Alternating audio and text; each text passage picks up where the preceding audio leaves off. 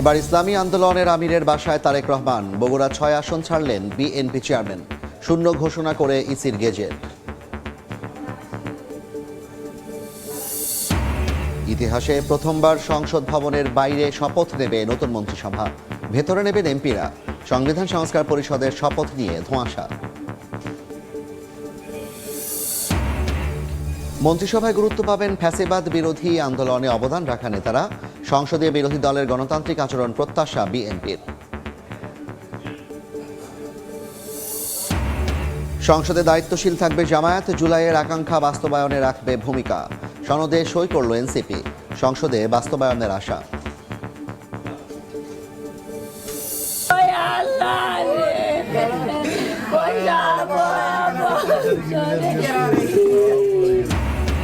ওমরা শেষে ফেরা হলো না বাড়ি। সৌদি আরবে সড়ক দুর্ঘটনায় একই পরিবারের 4 জন সহ প্রাণ গেল 6 বাংলাদেশির। স্বজনদের আর্তনাদ।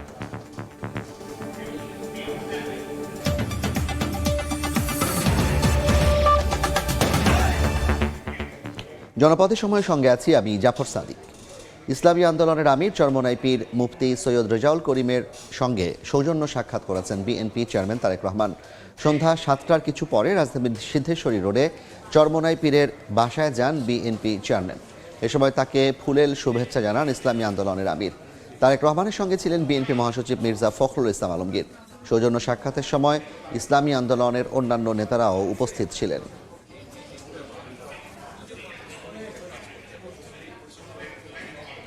সিদ্ধেশ্বরীতে কথা বলছেন ইসলামী আন্দোলনের নেতারা। সরাসরি যাচ্ছি সেখানে। দুই শীর্ষ নেতা আন্তরিক পরিবেশে, সৌহার্দ্যপূর্ণ পরিবেশে আলোচনা করেছেন।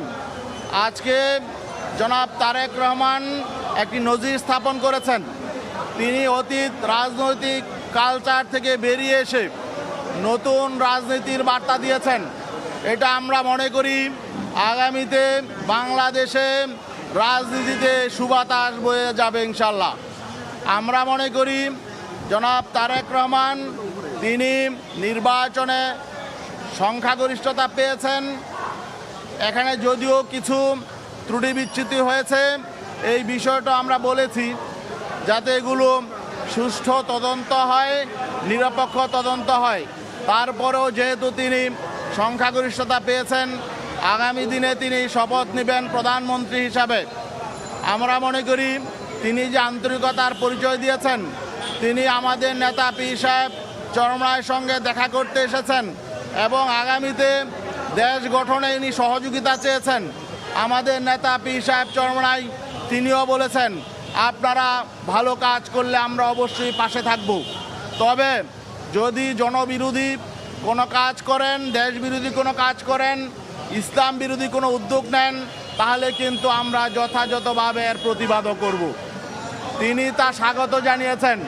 তিনি বলেছেন অবশ্যই রাজনৈতিক দলগুলো স্বাধীনভাবে রাজনীতি করবে, তবে প্রতিবাদ করার আগে, আন্দোলন করার আগে আমাদেরকে আলাপ আলোচনা চালিয়ে যেতে হবে। আমরা বলেছি অবশ্যই আমরা একটি নিয়মতান্ত্রিক রাজনৈতিক দল, আমরা অবশ্যই গঠনমূলক রাজনীতি করব। আমরা নিয়মতান্ত্রিকভাবে সরকারকে ভালো কাজের পরামর্শ দিব এবং দেশ বিরোধী, জনবিরোধী কোনো সিদ্ধান্ত নিলে আমরা তা আলাপ আলোচনার মাধ্যমে সমাধানের চেষ্টা করব। আর যদি সেই সমাধানের পথে সরকার যেতে না চায়, তাহলে অবশ্যই জনগণকে নিয়ে আমরা প্রতিবাদ করব ইনশাল্লাহ। আমরা আশা করব আগামী দিনে নতুন রাজনীতি হবে, সৌহার্দ্যের রাজনীতি, সম্প্রীতির রাজনীতি এবং ঐক্যের রাজনীতি, সংহতির রাজনীতি। বিগত দিনের মতো জিজ্ঞাসার রাজনীতি, ধ্বংসের রাজনীতি এটা আগামী দিনে হবে না, এটা আমরা বিশ্বাস করতে চাই। আমরা আরও বলেছি নির্বাচন পরবর্তী এবং নির্বাচন পূর্ববর্তী কিছু ঘটনা ঘটেছে, এখনও ঘটছে। তিনি বলেছেন আগামীকাল আমরা দায়িত্ব গ্রহণের পরে আমরা কঠোর হস্তে সব নিয়ন্ত্রণে নিব। আমরা তার কথায় আশ্বস্ত হতে চাই। আমরা যেই দলই হোক, দলীয় বিবেচনা ঊর্ধ্বে উঠে শান্তি শৃঙ্খলা প্রতিষ্ঠায় আমরা আশা করব সরকার কঠোর ভূমিকা পালন করবে। আমরা আশা করব প্রতিপক্ষকে দমনের জন্য অতীতে যে রাজনৈতিকভাবে প্রশাসনকে ব্যবহার করা হয়েছে সামনে আমরা এটা দেখব না, এবং সবাই গণতান্ত্রিক চর্চার উন্মুক্ত পরিবেশ পাবে, সবাই মত প্রকাশের অধিকার পাবে, এটা আমরা তার কাছে জানতে চেয়েছি। তিনি ইসলামী আন্দোলনের নেতাদের ব্রিফিংয়ের বাকি অংশ সরাসরি দেখতে ভিজিট করুন সময় টিভির ফেসবুক পেজে। শপথের আগেই বিএনপির চেয়ারম্যান তারেক রহমানের ছেড়ে দেয়া বগুড়া 6 আসন শূন্য ঘোষণা করেছে ইসি। সোমবার এই সংক্রান্ত একটি চিঠি ইসির কাছে পাঠান তিনি। মঙ্গলবার সংসদ সদস্য হিসেবে নবনির্বাচিতদের শপথ হয়েছে। বৃহস্পতিবারের ভোটে বিজয়ী 297 জনের গেজেট হয়েছে শুক্রবার। এই নির্বাচনে বিএনপি চেয়ারম্যান 2টি আসনে ভোট করে জিতেছেন। গণপ্রতিনিধিত্ব আদেশ অনুযায়ী এক ব্যক্তি সর্বোচ্চ 3টি আসনে নির্বাচন করতে পারেন, আর সংবিধান অনুযায়ী একজন সংসদ সদস্য একটি আসনের প্রতিনিধিত্ব করবেন। সেক্ষেত্রে 2টি আসনে নির্বাচিত হলেও ঢাকা 17 আসনের প্রতিনিধিত্ব করার বিষয়টি ইসি সচিবালয়কে জানান বিএনপি চেয়ারম্যান।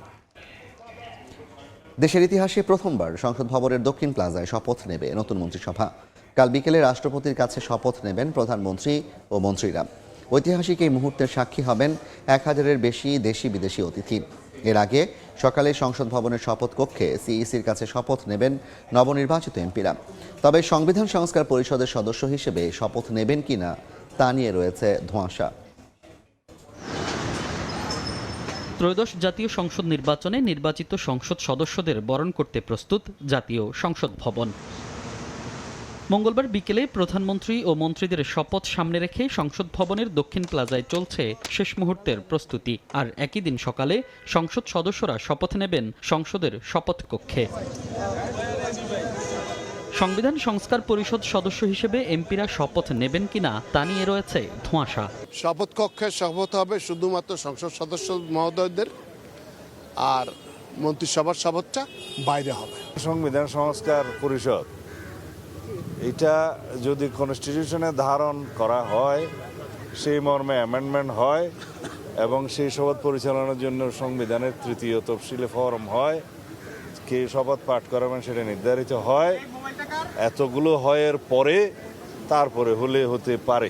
এদিকে নতুন মন্ত্রী প্রতিমন্ত্রীদের জন্য বাসা প্রস্তুত করছে সরকার। সোমবার সকালে সচিবালয়ে গৃহায়ন ও গণপূর্ত মন্ত্রণালয়ের উপদেষ্টা আদিলুর রহমান খান জানান প্রস্তুত আছে 37টি বাসা। এছাড়া নতুন প্রধানমন্ত্রীর পছন্দ অনুযায়ী বাসভবনের ব্যবস্থা করা হবে বলেও জানান তিনি। 37টা বাড়ি রেডি করে রেখেছি।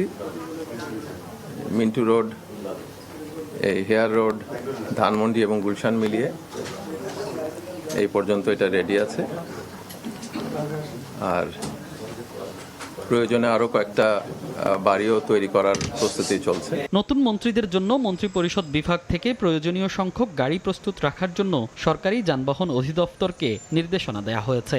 একজন মন্ত্রী মহোদয় আসেন, তার জন্য একজন গাড়ি লাগে, একজন দেহরক্ষী থাকেন, তার বাসস্থান কোথায় হবে সেগুলোর ব্যবস্থা করতে হয়। মঙ্গলবার সকাল 10টায় প্রধান নির্বাচন কমিশনারের কাছ থেকে শপথ নেবেন 297 আসনে নবনির্বাচিত সংসদ সদস্যরা। আর বিকেল 4টায় রাষ্ট্রপতি শপথ পড়াবেন নতুন সরকারের প্রধানমন্ত্রী এবং মন্ত্রিপরিষদ সদস্যদের। মনির হোসাইন, সময় সংবাদ, ঢাকা। ফ্যাসিবাদ বিরোধী আন্দোলনে অবদান রাখা নেতারা মন্ত্রিসভায় গুরুত্ব পাবেন বলে জানিয়েছেন বিএনপির স্থায়ী কমিটির সদস্য অবসরপ্রাপ্ত মেজর হাফিজউদ্দিন আহমেদ। বলেন, নবীন প্রবীণদের সমন্বয়ে হবে বিএনপির মন্ত্রিসভা। এদিকে বিরোধী দলের ছায়া সংসদকে স্বাগত জানালেন দলটির স্থায়ী কমিটির আরেক সদস্য সালাউদ্দিন আহমেদ। প্রধানমন্ত্রী হিসেবে শপথ নেওয়ার আগে সোমবার বিএনপি চেয়ারম্যান তারেক রহমানকে শুভেচ্ছা জানাতে গুলশান কার্যালয়ের সামনে ভিড় করেন দলটির নেতাকর্মীরা। বেলা 1টার দিকে কার্যালয়ে আসেন বিএনপি চেয়ারম্যান। এর আগে সকাল থেকেই বিভিন্ন আসনে ধানের শীষ প্রতীকে জয়ী বিএনপির সংসদ সদস্যরা আসেন গুলশানে। বিএনপির স্থায়ী কমিটির সদস্য সালাউদ্দিন আহমদ বলেন, বিরোধী দলের ছায়া মন্ত্রিসভা হলে স্বাগত জানাবে বিএনপি।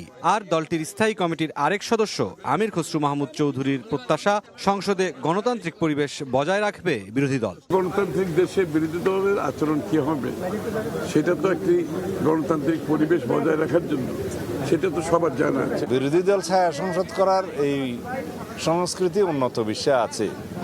যদি তা করে সেটাকে স্বাগতম জানাই।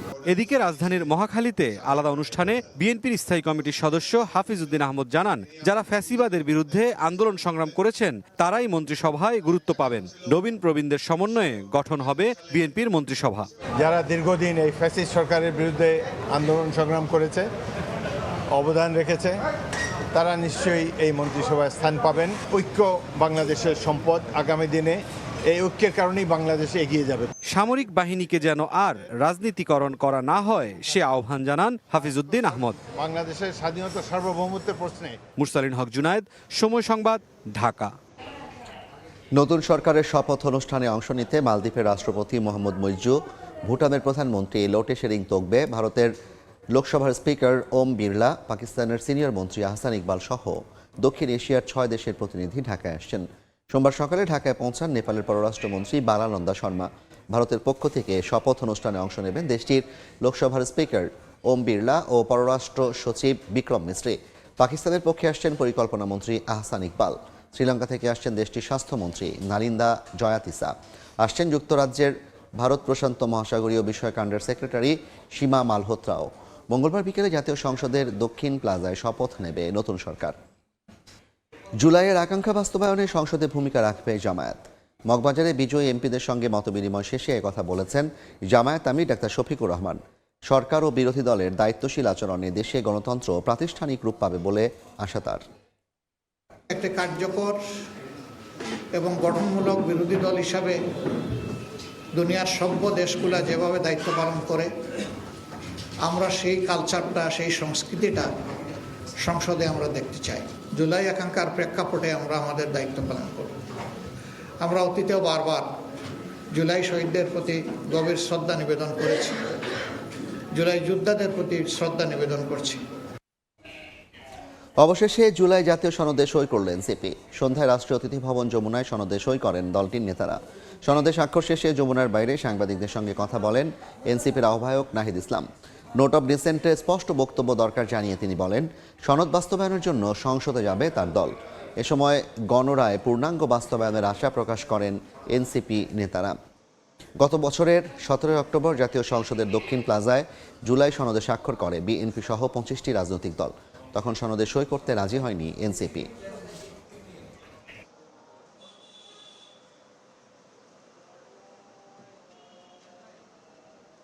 ওমরা শেষে ফেরা হলো না বাড়ি। সৌদি আরবে সড়ক দুর্ঘটনায় একই পরিবারের 4 জন সহ প্রাণ গেল 6 বাংলাদেশির। এতে আহত হয়েছে এক শিশু। শোকস্তব্ধ গ্রামের বাড়ি লক্ষ্মীপুরের রামগঞ্জের স্বজনরা। ওমরা পালন শেষে ফেরা হলো না বাড়ি। সৌদি আরবের স্থানীয় সময় সোমবার জেদ্দা থেকে ফেরার পথে আভা মহাসড়কে ঘটে ভয়াবহ দুর্ঘটনা। নিমিষেই শেষ হয়ে যায় 6টি তাজা প্রাণ। লক্ষ্মীপুরের রামগঞ্জের নলচারা বেপারি বাড়ির মোহাম্মদ মিজানুর রহমান দীর্ঘদিন ধরে ব্যবসা করতেন সৌদি আরবে। সম্প্রতি স্ত্রী ফারজানা ও 3 মেয়েকে সেখানে নিয়ে ওমরা করতে যান বন্ধুর পরিবার সহ। ওমরা শেষে ফেরার পথে ঘটা এই দুর্ঘটনায় মিজান দম্পতি এবং বড় 2 মেয়ে মেহের আফরোজ ও ফাইজা, বন্ধুর স্ত্রী ও গাড়ির চালকের মৃত্যু হয়। গুরুতর আহত হয় মিজানুর রহমানের ছোট মেয়ে সুবাহ। 5 দিন হয়েছে জেদ্দা গেছে, ওমরা করছে। আমার ওয়াইফের বাইরে ওখানে আছে, এদের সাথে বেড়াইছে বুঝছে। তারপরে কালকে চলে আসার পথে ওই এর কর্মস্থলে আবার পথে অ্যাক্সিডেন্ট হয়ে এরা গাড়ি অ্যাক্সিডেন্ট হয়েছে। দুর্ঘটনায় মিজানুর রহমানের 1.5 বছরের মেয়ে সুবা সৌদি আরবের হাসপাতালে চিকিৎসাধীন অবস্থায় রয়েছে। সময় সংবাদ, লক্ষ্মীপুর। জনপথের সময় আরও থাকছেন। নাটোরে ধর্ষণ মামলার আসামিকে ধরিয়ে দেন সংরক্ষিত নারী ইউপি সদস্য। জামিনে মুক্তি পেয়ে ইউপি সদস্যের মাকে এসিড নিক্ষেপ অভিযুক্তের। রাজশাহী মেডিকেলে ভর্তি। মাগুরায় আধিপত্যকে কেন্দ্র করে দুপক্ষের সংঘর্ষে নারীসহ 6 জন আহত হয়েছেন। ভাঙচুর, লুটপাট হয়েছে 20টি বাড়িঘরে। এদিকে পিরোজপুরে বিএনপির 2 নেতাকে কুপিয়ে জখম করেছে দুর্বৃত্তরা। আধিপত্য বিস্তার নিয়ে মাগুরায় দুপক্ষের সংঘর্ষ, অন্তত 20টি বাড়িঘরে ভাঙচুর ও লুটপাট। জেলার শ্রীপুর উপজেলার চাকদা গ্রামের শাহিদুল ইসলামের সমর্থকদের সঙ্গে একই গ্রামের আব্দুল ওহাব সমর্থকদের দীর্ঘদিন ধরে বিরোধ চলছিল। এরই জেরে রোববার রাতে শাহিদুলের সমর্থক রকি বাজার থেকে ফেরার সময় ওহাবের লোকজন তাকে মারধর করে। শুরু হয় দুপক্ষের মধ্যে সংঘর্ষ। আহত হন নারী সহ 6 জন। খবর পেয়ে পরিস্থিতি নিয়ন্ত্রণে আনে পুলিশ। আমরা জানের বাড়িতে পলাইছি, আমার টাকা পয়সা ছিল, কাপড় চোপড় ছিল, সব নিয়ে গেছে। সোনা দানা নিছে, টাকা পয়সা নিছে। প্রশাসনের কাছে আমার একটাই দাবি, এটার আমি বিচার চাই। দিনাজপুরে কালেক্টরেট স্কুল অ্যান্ড কলেজের নির্মাণাধীন ভবনের দেয়াল ধসে 5 নারী আহত হয়েছেন। ফায়ার সার্ভিস জানায় নতুন ভবনের কাজ ও সেপটিক ট্যাঙ্ক খননের সময় পাশেই মাটি উত্তোলন করে রাখা হয়। এর পাশেই ছিল স্কুলের দেয়াল। হঠাৎ মাটির চাপে দেয়ালটি ধসে পড়ে। এ সময় সেখানে বসে থাকা 5 নারী চাপা পড়েন। খবর পেয়ে ফায়ার সার্ভিস ঘটনাস্থলে পৌঁছে স্থানীয়দের সহায়তায় মাটি সরিয়ে 5 জনকে উদ্ধার করে। তাদের দিনাজপুর মেডিকেল কলেজে ভর্তি করা হয়েছে। এদের মধ্যে একজনের অবস্থা আশঙ্কাজনক। নাটোরে দুর্বৃত্তদের ছোড়া এসিডে ঝলসে গেছে 65 বছরের এক বৃদ্ধার শরীর। স্থানীয়রা জানান, রোববার রাত 2:30টার দিকে স্থানীয় ইউপি সদস্য চামেলি বেগমের মা হালিমা বেওয়া ঘর থেকে বের হতেই তার ওপর এসিড ছোড়ে দুর্বৃত্তরা। এ সময় তার চিৎকারে স্বজনরা ছুটে এলে পালিয়ে যায় হামলাকারীরা। খবর পেয়ে সকালে পুলিশ ঘটনাস্থল পরিদর্শন করে। এই ঘটনায় দগ্ধ হালিমাকে উন্নত চিকিৎসার জন্য রাজশাহী মেডিকেলে পাঠানো হয়েছে। রমজানের নিত্যপণ্যের বাজার নিয়ন্ত্রণে চট্টগ্রামের খাতুনগঞ্জে অভিযান চালিয়েছে ভোক্তা অধিকার অধিদপ্তর। এ সময় 5টি প্রতিষ্ঠানকে জরিমানা করা হয়।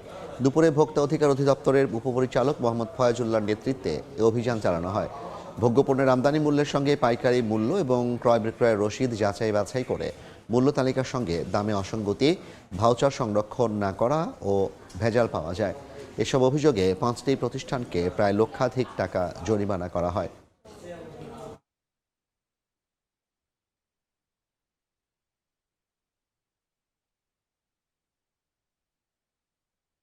মিল আছে তালিকার সাথে, মিলে তো আছে, তালিকার সাথে তো মিল আছে, শুধু হাইড্রোসের জন্যই আমারটা।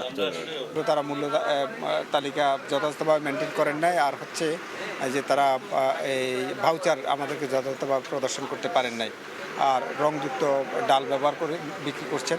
তো এই অসঙ্গতিগুলির কারণে আমরা জরিমানার আওতায় এনেছি। এবং জনপদের সময়ের শীর্ষ সংবাদগুলো জানিয়ে দিচ্ছে আরেকবার। এবার ইসলামী আন্দোলনের আমিরের বাসায় তারেক রহমান। বগুড়া 6 আসন ছাড়লেন বিএনপি চেয়ারম্যান। শূন্য ঘোষণা করে ইসির গেজেট।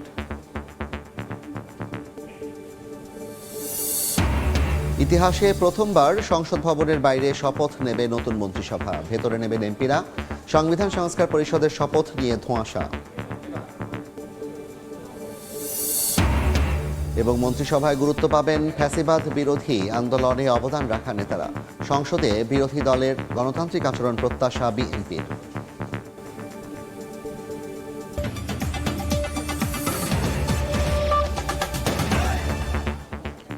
এই ছিল জনপদের সময়। এরপর রাতের সময় নিয়ে ফিরছি কিছুক্ষণ পর। সঙ্গে থাকুন সময়।